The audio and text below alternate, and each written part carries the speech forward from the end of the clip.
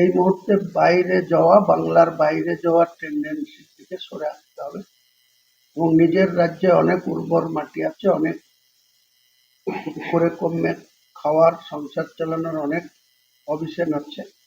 দেখুন, এই নৃশংসভাবে এই হত্যা বা মানব অধিকারকে লঙ্ঘন করা বা মানবিকতাকে হত্যা করাটা চলছে। এর নিন্দা করা ছাড়া কি করার আছে বলুন?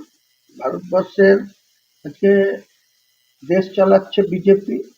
উড়িষ্যা সহ, দিল্লি সহ, মধ্যপ্রদেশ, ছত্তিশগড়, উত্তরপ্রদেশ,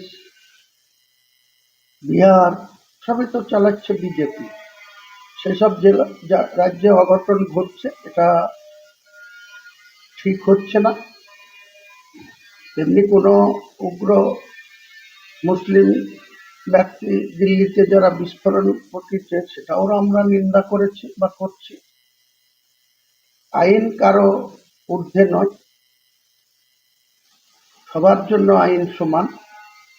বা যারা পেটের দায়ে উড়িষ্যা যাচ্ছে, অন্য জায়গায় যাচ্ছে, তারা আক্রান্ত হচ্ছে, তাদের বেশি বেশি করে তাদের পরিবারের লোকদের বলবো, এই মুহূর্তে বাইরে যাওয়া, বাংলার বাইরে যাওয়ার টেন্ডেন্সি থেকে সরে আসতে হবে এবং নিজের রাজ্যে অনেক উর্বর মাটি আছে, অনেক করে কমে খাওয়ার, সংসার চালানোর অনেক অপশন আছে, সেগুলাকে বেশি গুরুত্ব দিয়ে বাংলার মাটিতে থাক না।